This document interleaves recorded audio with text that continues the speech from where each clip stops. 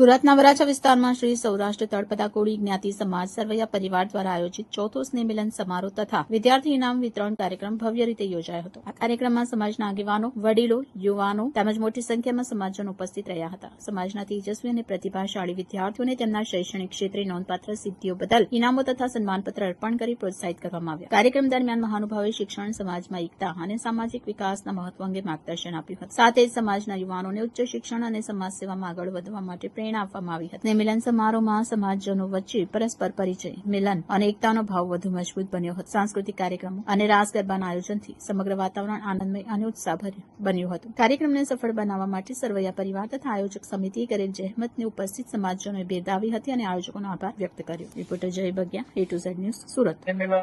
કાર્યક્રમ સફળતાપૂર્વક સમાપ્ત જઈ રહ્યો છે, તો બધા જ સરવૈયા પરિવાર ભાઈઓ તથા બહેનોનો ખૂબ ખૂબ આભાર માનું છું.